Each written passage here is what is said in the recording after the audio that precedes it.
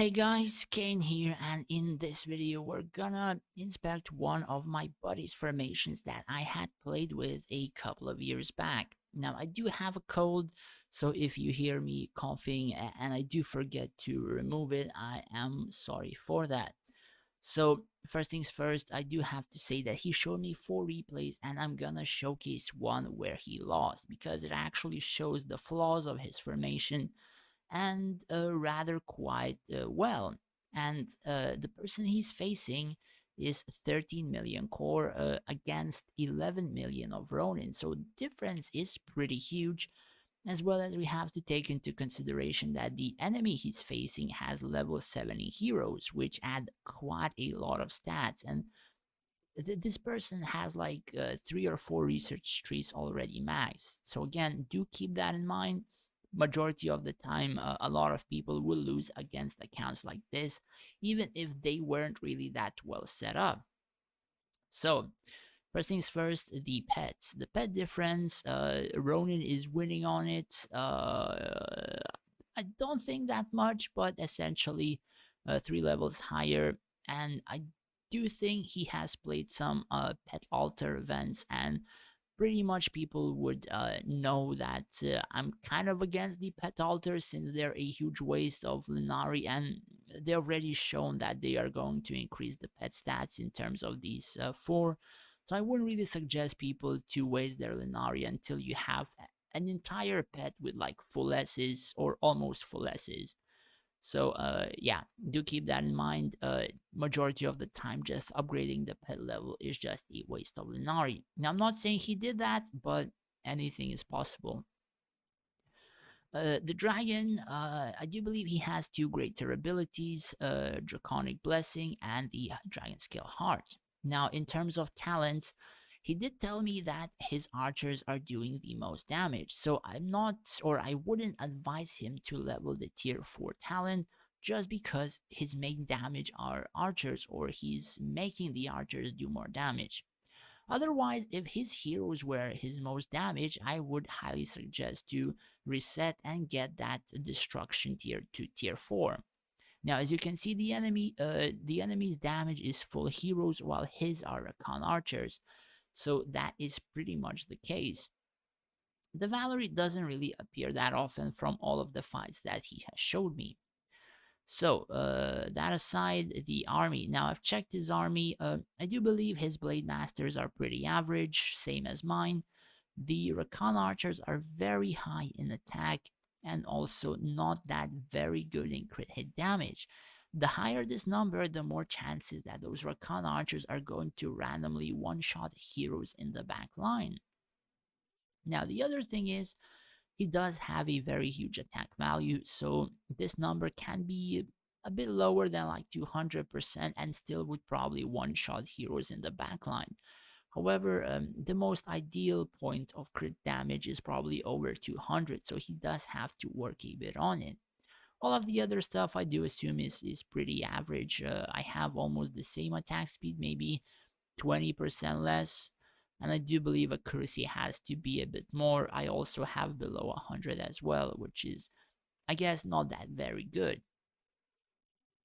Aside from that, we're going to touch on the hero straight away, where most of the problems lie. And honestly, I could scold him in terms of the heroes like for friggin' 20 minutes, but we're just gonna showcase the main mistakes that he will do or has done, and then I will probably just privately help him swap stuff on his heroes as well. So even if I make a next video, you would see or can compare what changes he has made. So, first thing we notice is he doesn't have a clear-cut indication which stuff he's actually focusing, right? All of the hero levels are all different, and the only thing that I noticed just from Rufio is that he has focused his gladiator and paladin research the most because no mages are over 63, which means since he's castle 50 already, if he upgraded those level researches, his mages would be easily 65. Now, since Rufio is 65, Seeing Solaris at 60, Bane 62, Virion, which surprised me, 56, Balrog 60, Denji 62 surprised me. He's putting so much time into gladiator research, but his gladiators and paladins are very low level. And that is actually quite bad. I always say take one research, focus it the most, and have those heroes carry you. So, in such a case, he chose gladiators and paladins. The majority of them are still under level. Now, that is why I kind of suggest to not really go for the tankiness and stuff, and instead just go for a DPS route like rogues and mechs or mages and necromancers. And mages and necros are currently the top tier pick, I would say, for middle and early meta, just because of the explosive damage. So again, do keep that in mind. I would suggest for him to focus on something which is actually very easy to deck out, aside from like Rufio. The thing about Rufio is they are make or break. They don't really pay that much, or it costs so much to make him working, and you have to cast so many skills that, in my own opinion, it doesn't really make him worth unless he's like level 70. If you use Rufio and he does nothing, you can lose the match by just using Rufio. Like that is how bad this hero may be. But if you use a Rufio and you kill an archer squad, a couple of heroes, then sure. But you use like 3 or 4 skills, like 10 seconds of the fight just for one hero. So quite a lot of stuff has to be done to actually try and survive the enemy onslaught on your field as well, which again leads me to the gladiators being under level when his research is already highly upgraded. So that is one of the first few things. The second thing is placing useless heroes on the field. So useless heroes meaning Fenris, useless heroes meaning Tiadrin. Both of them, from the equipment and the skills I have checked, they're god awful, and probably like if you would rate on a tier list, both of those heroes would be at the very bottom since they cannot do frick all. Uh, the reason for that being is he doesn't have any buffs on, let's say, Fenris. If he had a Spirit Flute instead of a 5-star Dark Claws, then he could buff the backline archers. Then, sure, Fenris could actually get pretty much high up there. But without that, like this hero is just a waste of space in a formation. The Adrian, on the other hand, if you would place her on your field, you are placing this hero to give morale boost to the enemy. Now, a lot of people don't understand what a morale boost is, so to explain it again, like almost in every video, a morale boost gives humanoid armies, that means human, Rakan, Deadeyes of Dwarf, Sylvani archers, 50% attack speed. Some heroes, or rather some army, has a bonus to 30% damage done. And if you have Virion with a specific skill, they also give humanoid creatures, or rather humanoid army, uh, during morale boost 50% reduced damage. Meaning, even if you do this on or the ranged army, which you would be focusing with Rufio, get this morale boost, you're not going to do any damage to them, and you're sending the Tiadrin straight into that place where your Rufio is actually doing damage. So do keep in mind this, like, hero itself can be the cause of your loss in quite a few fights as well. So I would suggest, if you want to use potential still, just reset this hero to level 40 and use those 18 levels on heroes which actually have a meaning on your field, which would be Virion, which would become a huge tank, and you don't need to waste a Solantris, which could then go on your Ilana, which is very important on your field. Like one of the fewest important heroes which you have to keep alive. And this magic resistance needs to be level 6. So yeah, that is the useless heroes. The next point is hero placement. Now, just to show before we focus that he puts Talk and Elana in the front line, and because of that, he has like these equipments to buff those, let's say, armies. Now, he's literally sacrificing two of the most core heroes of Rakan army straight at the very beginning of the battle. The thing is, if you lose Elana, you're losing 50 plus percent magic damage reduction. Now, if you will lose that against me, my Valerie would solo your entire field. My Avril would just one shot all of your backline, all of your Rakan archers with one Blizzard. If you would want an example, if your Rufio doesn't do a lot of damage and my turtle would out heal the damage of your Rufio, the fight is instantly lost. So that is what Elana can do. So you have to keep in mind that you just cannot lose Elana so early on for nothing. If they would waste skills on Elana, sure, but you literally lose your main hero for nothing. The second thing is the talk.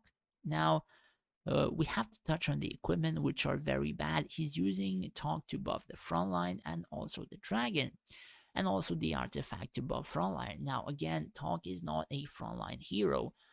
He will be pushed into the front line, as I will showcase in a video, and he will get caught in the archers and heroes and he will die. The thing about him is that he has to remain in the very back line and people have to waste their stuff, their skills to target him, and he's pretty much far back. So if they would waste something, that's a win. They try to expend like 5 seconds of a skill to target him. So you should be glad. But if they spend nothing and they kill him, you're losing your main buffs on your entire field. Like, Tortoise Mastery makes your turtle heal more. Heavyweight increases the duration of the buffs of the ales, meaning even the turtle buff will last a lot longer. Level 10 of this is 75%, level 9 is 67. So if you have a turtle buff at 25 seconds, then that turtle buff is gonna last like freaking 45 seconds at level 10 of this skill with general set, or even longer. So do keep in mind, like, this is an important skill on your talk. Now, if you want an example, I will just easily showcase my talk in Myra confirmation so you can just more or less have a glimpse of how it should look like. The general set, but if you don't have it, the skills still need to look like level 9.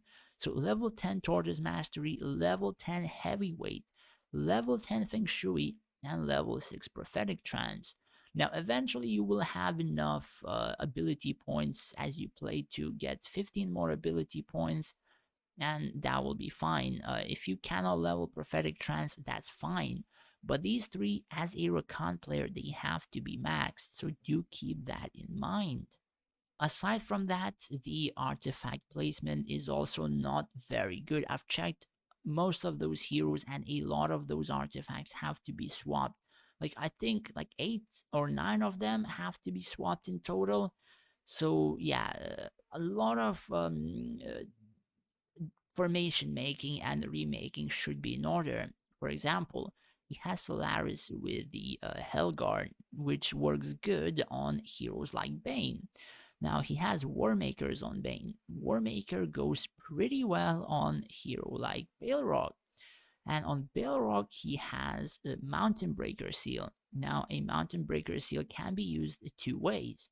You can use it to defend your backline from enemy Rufios, or you can use it in the front line. He's using it in the front line. However, you can use that artifact on something like Varian, right? The thing about Varian is he's trying to protect Varian. He shouldn't be protecting Varian because Varian is already protected by his own skill. 95% reduced damage for 23 seconds. And if you level him, he has like 12 million health at even 15 at 65. You don't need to waste this artifact on Varian, and instead that artifact has to go on Elana, which you have to keep alive. So if you would swap those artifacts, put Seal on, let's say, Varian, and put him on your burst side or whatever, then it would be a lot better and understandable, and you would have an incredibly tanky frontline. So again, do keep that in mind. Some artifacts could be placed differently. in terms of a lot of other heroes, like even the let's say Avalon has a Lich Key. I do believe Avalon would work better with Tempering Charm, but I suppose 1 second. He has placed Yip to buff 3 Rakan Archer squads with Tempering Charm, so that is a pass, I guess. And he's using the Avalon to buff 2 Rakan Archers. Now, the thing is, I do believe Avalon is in the place where he will, I do believe, go or be walking to the front line. I do believe the safe zone cuts off at this where he is put, so he's also sacrificing Avalon. Now that is also friggin' bad. So yeah, this has to swap as well. So you can easily just swap with Yip, and Avalon will be buffing 3 Rakan archers, and you can just swap Tempering Charm with the Lich Key and stuff like that, and it would be a lot better as well, since again, Yip is not really buffing anything, and Avalon would be safer and also buff a lot more in terms of attack speed for a few seconds. So again, do keep that in mind. Hero placement matters a lot. Now, the other thing is, he doesn't have Avril and Tisafin. Those two heroes do incredible amounts of magic damage, and you can even see that in the amount of the enemy Avril, which died fairly early on, and she was CC'd by Rufio, and she was pulled by Rufio, and she still managed to do so much damage. So yeah, his heroes do need work in terms of equipment, in terms of placement on the field, in terms of hero prioritization, in terms of his research, right? And also the artifacts do need quite a lot of work. The thing is, his account has those things, and like a lot of people, you have the stuff which you can make your entire field incredibly powerful, but that requires swapping stuff back and forth across a few heroes, and also crafting proper equipment and getting the proper equipment as well. So, for example, now he may seem like, from my harsh comments, that he is weak. In the next couple of weeks, he can become 50% stronger just by swapping quite a few things. So, essentially, even if I receive something and I swap and I test, I could even increase my own power as well. That is how the game goes, and he asked me to be as truthful as I could be. So again, he has everything he needs to be very strong. It just takes swapping out and probably crafting another formation. Now, in terms of heroes, remove Theadrin, she's useless. If you're not putting Spirit Flute on Fenris, remove Fenris, he's useless. Swap artifacts, perhaps instead of Theadrin and Fenris, add Tisafin and Avril. If you require swapping heroes and stuff like that, you can put Saizo in the front line instead of Elana, right? Or you can put Elana in here. The thing about Saizo is he's not gonna die. Even if he's focused, he's just gonna jump back anyway. And I have him in the place where you have like Virion in the front line, and he's not dying ever unless my front line dies. Like, that is how safe you can do for the Saizo. Now you have Denji in the back line. Denji is safe if you have him on the burst side, at least me. I'm not sure I can show you a clip, but 1 second. So, I've checked one of my fights in my formation. So yeah, you can see that I just said I use Saizo in the front line, and I do use Saizo in the front line. He's not dying just because they don't reach him. He stays in this position, and the turtle just pushes him closer into the archers and stuff like that. And essentially, if he's damaged, he's just gonna jump back anyway. Like, he's not in any position to die. And in most fights, he lasts longer than even my backline stuff, which get focused very hard. So he's pretty safe in this position, unless like you have Avril just casting Blizzard on him, then I suppose that's a win because they're wasting a skill on just the Saizo. And as you can see, Denji is my front line in terms of the Rakan Blade Masters. Now, do keep in mind, I don't have a proper artifact on my Denji.